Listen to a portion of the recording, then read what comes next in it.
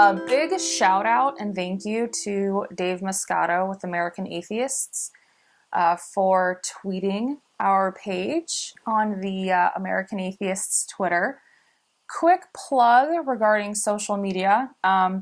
We have a Facebook and a Twitter account. So on Facebook, it's just the Atheists Next Door.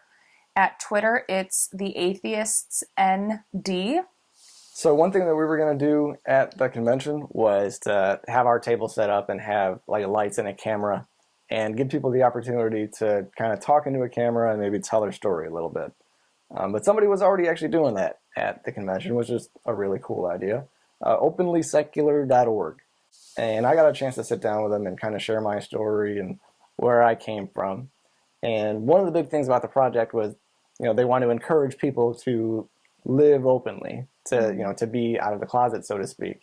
If you can live an openly secular life without drastic consequences, I think that's something that people ought to do.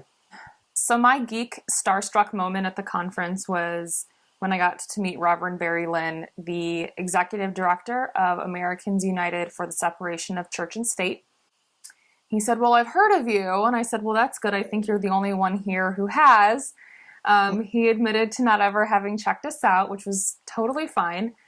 The separation of church and state issues that they fight so hard for, it's not some militant atheist concern, that it does benefit all Americans and that it's something that both secular and religious Americans can agree on. So the friendly atheist was there, Hamat Mehta, and I have no idea if I'm saying that right, but that's my best guess. So he was there, and I got to see him. I got to use the urinal next to him for like 4 seconds, and he made a joke about not being able to shake my hand, which is very witty. Not only is he talented, he's witty at a urinal. But he didn't come over to our table, and I didn't want to be the star gawker to go like hunt him down. But next time, next convention, I'm definitely gonna Please come say hi. be a fanboy. People that were raised secular, they didn't want to talk about their experiences. Or I'll say that they didn't think that they had anything interesting to share. Mm-hmm.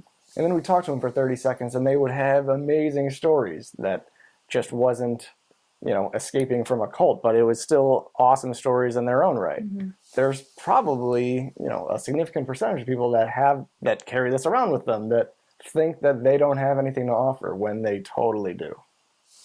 So I think the biggest takeaway for us was that the entire conference as a whole was just full of wonderful, positive people. And we're both introverts, and so we were tired by the end of it, but it really was fun just being able to talk to so many different people and just get to know them as other people, as other secular, students, or we had a faculty member come over and chat with us for a little while, which was kind of cool.